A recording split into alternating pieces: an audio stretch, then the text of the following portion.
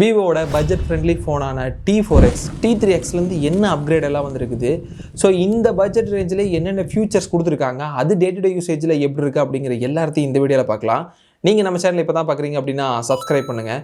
முதல்ல இந்த ஃபோனோட டிசைன் அப்படின்னு பார்த்தோம்னா பேக்கில் பிளாஸ்டிக் கொடுத்துருக்காங்க. சைடு ஃப்ரேமும் பிளாஸ்டிக்காக தான் இருக்குது. அண்டு பேக்கில் விவோவோட லோகோ இருக்குது. ஸோ நம்மகிட்ட இருக்கிற ஃபோன் பர்பிள் வேரியண்ட் கொஞ்சம் கிளட்டரிங்கான எஃபெக்டில் இருக்குது. லைட்டு பட்டா இதோட கலர் கொஞ்சம் மாறுற மாதிரியான எஃபெக்டில் கொடுத்துருக்காங்க. இது தவிர மார்பிள் ப்ளூ அப்படிங்கிற வேரியண்ட் ஒன்று இருக்குது. அது இன்னுமே கிளட்டரிங்காக இருக்குது. So right side of the ஃபோனில் பவர் கீ இருக்குது. இந்த பட்டன்ஸ் கொஞ்சம் ப்ரெஸ் பண்ணுற ஹார்டாக இருக்குது. பவர் கீயே ஃபிங்கர் பிரிண்ட் சென்சாராகவும் ஆக்ட் ஆகுது. இந்த ஃபிங்கர் பிரிண்ட் சென்சாரோட ஸ்பீடு ஓரளவுக்கு இருக்குது. ரொம்ப சூப்பர் ஃபாஸ்ட்னு சொல்ல முடியாது. பட் இதில் அக்யூரசி அப்படின்னு பார்த்தோம்னா 7 out of 10 டைம்ஸ் தான் அன்லாக் ஆகுது. ஸோ ஒரு சில டைம் நம்ம கரெக்டாக ஃபிங்கர் வச்சாலும் அன்லாக் ஆக மாட்டேங்குது. ஸோ இந்த ஃபோனோட திக்னஸ் அப்படின்னு பார்த்தோம்னா நம்மகிட்ட இருக்கிற பர்பிள் வேரியண்ட் 8.09 மில்லிமீட்டரோட வருது, 204 கிராம்ஸ் வெயிட்டோட. அதுவே ப்ளூ கலர் வேரியண்ட்டாக இருந்தால் 8.19 மில்லிமீட்டர் அண்ட் 4 கிராம் வெயிட்டும் எக்ஸ்ட்ரா சேருது. ஸோ என்னதான் 200 கிராமுக்கு மேலே இருக்கிற ஃபோனாக இருந்தாலும் இந்த ஃபோன் கையில் ஹோல்ட் பண்ணுறதுக்கு ஹெவியாலாம் ஃபீல் ஆகலை. வெயிட் டிஸ்ட்ரிபியூஷனை விவோ நல்லாவே பண்ணியிருக்காங்க. பேக்கில் கேமரா மாடியூலுக்கு கீழே அதே ஷேப்பில் எல்இடி கொடுத்துருக்காங்க. ஸோ இது நோட்டிஃபிகேஷன் அண்ட் கால்ஸ் வந்தால் க்ளோவ் ஆகும். விவோ இதோட பேரை டைனமிக் லைட்டுன்னு சொல்கிறாங்க. அண்ட் ஃபோனோட ஃப்ரண்ட்டில் பாட்டம் பெசல் கொஞ்சம் பெருசாக இருக்குது. அண்ட் சைடு பெசல்ஸ்லாம் ஓகே, அவ்வளோ பெருசாக இல்லை. அண்டர் 15K ஃபோனில் இதுக்கு மேலே எதிர்பார்க்க முடியாது. ஃபோனோட பாட்டமில் டைப் சி சார்ஜிங் போட்டு கொடுத்துருக்காங்க. ஸ்பீக்கர்ஸ் இருக்குது, மைக் இருக்குது. 3.5 ஹெட்ஃபோன் ஜாக் இல்லை. அண்ட் இந்த ஃபோனோட டிஸ்பிளே அப்படின்னு பார்க்கும்பொழுது 6.72 இன்ச்சுக்கான LCD ஸ்க்ரீன் கொடுத்துருக்காங்க. இதோட ரெஃப்ரெஷ் ரேட் 120 Hz இருக்கிறனால ஸ்க்ராலிங் அனிமேஷன்லாம் எந்த பிரச்சனையும் இல்லை, ஸ்மூத்தாகவே இருக்குது. அண்ட் இதோட பீக் பிரைட்னஸ் அப்படின்னு பார்த்தோம்னா 1050 nit பிரைட்னஸோடு வருது. ஸோ இன்டோரில் ரீடபிலிட்டியில் எந்த இஷ்யூ இல்லை, ஆட்டோ பிரைட்னஸும் நல்லாவே இருக்குது. அவுட்டோரில் 1050 nits இருக்கிறனால ஓரளவுக்கு ரீடபிலிட்டி இருக்குது. ரொம்ப பீக் அப்படின்னு சொல்ல முடியாது, பட் யூஸபிளாக இருக்குது.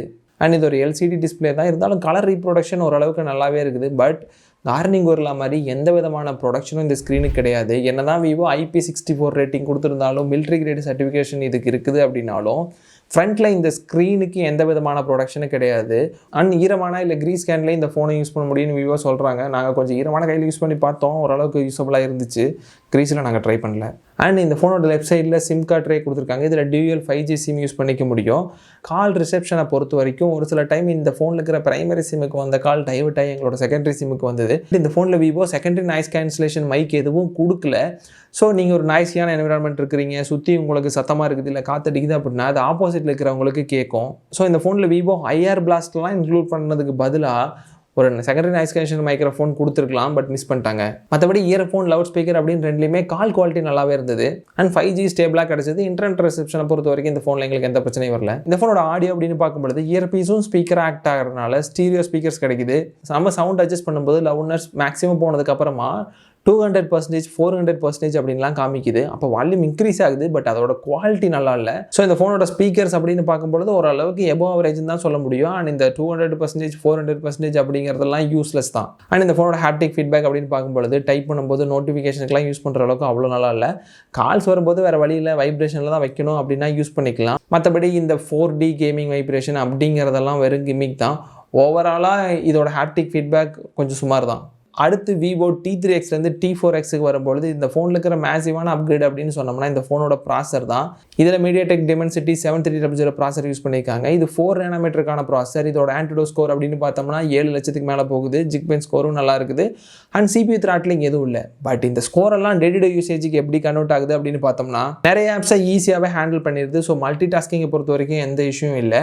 பட் UI ஒரு சில நேரம் லேக்காக இருக்குது. அதுக்கு காரணம் இந்த ஃபோனோட ப்ராசர் கிடையாது, இதில் இருக்கிற சாஃப்ட்வேர். Android 15 மேலே இவங்க பில்ட் பண்ணிக்கிற FunTouch OS. இந்த FunTouch OS ஒரு 2-3 வருஷம் பழைய ஃபோனோட சாஃப்ட்வேர் யூஸ் பண்ணுற மாதிரியான ஒரு ஃபீலை கொடுக்குது. என்ன தான் விவோ இதுக்கு சைடு பேனல் ஆட் பண்ணுறது, இவங்களோட நேட்டிவ் விஜிஆர்ஸ் கொடுக்கறது, இல்லை நோட்டிஃபிகேஷன் பேனல் ஃபுல்லாக கலர் தீமை சேஞ்ச் பண்ணிக்கிறது அப்படிங்கிற மாதிரியான ஆப்ஷன்ஸ் வச்சுருந்தாலும் எதுவுமே கன்சிஸ்டண்ட்டாக இல்லை. அண்ட் மோரோவர் இண்டிவிஜுவல் ஆப்ஸ் பெருசாக லேக் ஆகிறதில்ல, பட் ஓவரால் UI சில டைம் லேக் ஆகுது. அண்ட் BGMI மாதிரியான கேம்ஸ் HDR ரெசல்யூஷனில் 90 Hz ரெஃப்ரெஷ் ரேட்டோட விளையாட முடியுது. ஒரு சில இடத்துல அங்கே இங்கேன்னு ஒரு சில லேக் இருந்தாலும் கேம் பிளேயில் எந்த பிரச்சனையும் இல்லை. லாங் ஹவருக்கு கேம் விளையாண்டாலோ இல்லை ஃபோனை யூஸ் பண்ணலாலோ ஹீட் ஆகிறதோ வார்ம் ஆகிறனோ எந்த விஷயம் இல்லை. ஓவராலாக இந்த FunTouch OSோட ஸ்கின்னே இந்த ஃபோனுக்கு ஹெவியாக ஃபீல் ஆகுது. கூடவே இன்னும் சாஃப்ட்வேர் எக்ஸ்பீரியன்ஸை ஸ்பாயில் பண்ணுற மாதிரியான பிளாட்வேர்ஸ் இருக்குது. அந்த பிளாட்வேர்ஸ் தவிர இவங்களோட store and hot games, hot apps அப்படிங்கிற ஆப்ஸ் வச்சுருக்காங்க. ஸோ இந்த ஆப்ஸை நீங்கள் கிளிக் பண்ணிட்டீங்க அப்படின்னா அதில் இன்ஸ்டால் கேட்கும். இன்ஸ்டால் கொடுத்துட்டிங்கன்னா மல்டிபிள் ஆப்ஸ் ஒரே செகண்டில் இன்ஸ்டால் ஆயிரும். 2 வருஷத்துக்கான ஆண்ட்ராய்டு அப்டேட், 3 வருஷத்துக்கான செக்யூரிட்டி பேஜ் அப்டேட் இருக்குது அப்படிங்கிறது விவோ கமிட் பண்ணியிருக்காங்க. ஸோ என்னதான் இந்த அப்டேட்ஸ் இருந்தாலும் ஓவராலாக இந்த சாஃப்ட்வேர் எக்ஸ்பீரியன்ஸ் அப்படின்னு பார்க்கும்பொழுது பிலோ ஆவரேஜ் தான். அடுத்ததான் இந்த ஃபோனோட மேஜர் ப்ளஸ் பாயிண்டான பேட்டரி அப்படின்னு பார்த்தோம்னா 8.09 திக்னஸ்குள்ளேயே 200 கிராம் ரேஞ்சிலேயே இந்த ஃபோனில் 6500 மில்லியாம்பியருக்கான லித்தியம் அயன் பேட்டரி கொடுத்துருக்காங்க. நாங்கள் இந்த ஃபோனை ஃபுல் பிரைட்னஸில் கேமரா யூசேஜ், கேம் பிளேன்னு யூஸ் பண்ணப்போவும் எங்களுக்கு ஈஸியாக 9.5 மணி நேரம் ஸ்க்ரீன் அண்ட் டைம் கிடச்சிது. ஸோ நார்மலான யூஸருக்கு இந்த ஃபோன் 2 நாள் சார்ஜ் நிற்கும். இதில் 44 வாட்ஸ்க்கான ஃபாஸ்ட் சார்ஜிங் சப்போர்ட் கொடுத்துருக்காங்க. அண்ட் சார்ஜர் விவோ பாக்ஸில் இன்க்ளூட் பண்ணிக்கிறாங்க. வெல்டன் விவோ இந்த பாக்ஸில் இன்க்ளூட் பண்ணிக்கிற சார்ஜர் வச்சு நம்ம சார்ஜ் பண்ணும்பொழுது 0 to 100 1.5 மணி நேரத்தில் சார்ஜ் ஆயிடுது. இந்த ஃபோன் சார்ஜில் இருக்கும்போதும் ஹீட் ஆகிறதோ வார்ம் ஆகிறதோ எந்த இஷ்யூவும் இல்லை. அண்ட் 1500 சார்ஜிங் சைக்கிளுக்கு அப்புறமும் 80% பேட்டரியோட கெப்பாசிட்டி ரீட்டைன் ஆகும் அப்படின்னு விவோ சொல்கிறாங்க. இந்த ஃபோனில் எக்ஸ்பேண்டபிள் ஸ்டோரேஜ் கிடையாது. ஆனால் மற்ற பிராண்ட் மாதிரி நத்திங் 3.1க்கும் 2.2க்கும் யூஎஃப்எஸில் எந்த டிஃப்ரென்ஸும் இல்லை அப்படின்லாம் கதையடிக்காமல் யூஎஃப்எஸ் 3.1 ஸ்டோரேஜ் கொடுத்துருக்காங்க. இந்த ஃபோனில் 2 இன்டர்னல் ஸ்டோரேஜ் வேரியன்ட் அவைலபிள் இருக்குது. 128 256. ரேம் அப்படின்னு பார்க்கும்பொழுது LPDDR4X ரேம் கொடுத்துருக்காங்க. டிஃபால்ட்டாக 6GB ரேம் அப்படிங்கிறது தான் ஸ்டார்டிங் வேரியண்ட்டே. ஸோ 4GB ரேம் வேரியண்ட்டுங்கிறது யூஸ்லெஸ் தான். 6GB போயிடுறது தான் பெஸ்ட்டு. ஆனால் 8GB ரேம் வேரியண்ட்டு கிடைக்கிது. இந்த 6GB ரேம் வேரியண்ட்டில் 6+128GB அப்படிங்கிற வேரியண்ட்டும், 8GB ரேம் வேரியண்ட்டில் 8+120GB அண்ட் 8+250GBன்னு 2 வேரியண்ட்டில் அவைலபிள் இருக்குது. இந்த ஃபோனோட பிரைமரி கேமரா அப்படின்னு பார்க்கும்பொழுது 50 மெகாபிக்சல் f1.8 அப்பாச்சரோட வருது. கூடவே 2 மெகாபிக்சலுக்கான டெப் சென்சார் கொடுத்துருக்காங்க.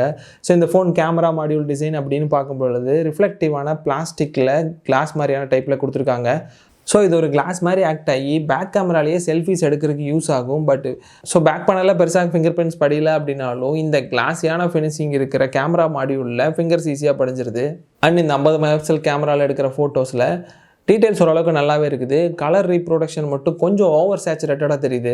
ஃப்ரண்ட்டில் 8 மெகாபிக்சலுக்கான பஞ்சோல் டைப்லான செல்ஃபி கேமரா கொடுத்துருக்காங்க. அண்ட் இந்த ஃப்ரண்ட் அண்ட் பேக்னு 2 கேமராவில் எடுக்கிற போர்ட்ரேட் ஃபோட்டோஸில் எட்ஜ் டிடெக்ஷன் ரொம்ப ஷார்ப்பாக கட் ஆகிற மாதிரி இருக்கிறனால கொஞ்சம் ஆர்டிஃபிஷியலாக ஃபீல் ஆகுது. ஓவராலாக பேக் கேமரா எடுக்கிற ஃபோட்டோஸில் நல்ல ரிசல்ட்ஸ் கிடைக்குது. பட் இதில் கொடுத்துக்கிற 2x 4x அப்படிங்கிற ஜூம் எல்லாம் யூஸ்லெஸ் தான். அண்ட் இந்த ஃபோனில் 4K 30fps வீடியோ ரெக்கார்ட் பண்ண முடியும். 1080pலையும் 30fps வரைக்கும் மட்டும் தான் பண்ண முடியும். 720ல் மட்டும் தான் 60fpsல ரெக்கார்ட் பண்ண முடியும். 4K 30fpsல ரெக்கார்ட் பண்ண வீடியோ சாம்பிள்ஸ் ஓரளவுக்கு பார்க்க நல்லாவே இருக்குது. அண்ட் இந்த ஃபோனில் சர்ப்ரைசிங்கான விஷயம் அப்படின்னு பார்த்தோம்னா இந்த ஃபோனில் நைட் மோடில் எடுக்கிற ஃபோட்டோஸ் தான். ஸோ நைட் லைட்லேயும் லோ லைட்லையும் எதிர்பார்த்த விட நல்ல ஃபோட்டோஸ் இது ப்ரொடியூஸ் பண்ணுது. டீட்டெயிலும் ஓரளவுக்கு நல்லா இருக்குது. ஓவராலாக நைட்டில் எடுக்கிற ஃபோட்டோஸ் யூஸபிளாக கூட இருக்குது.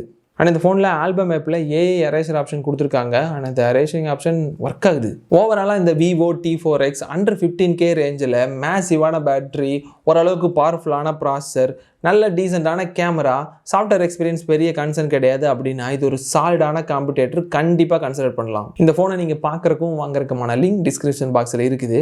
இந்த ஃபோனை பற்றி நீங்கள் என்ன நினைக்கிறீங்க, இல்லை இந்த ஃபோனை பற்றி பர்டிகுலராக அதை டவுட் இருக்குது அல்லது வாங்கியிருக்கிறீங்க அப்படின்னா அதை கமெண்ட்டில் சொல்லுங்கள்.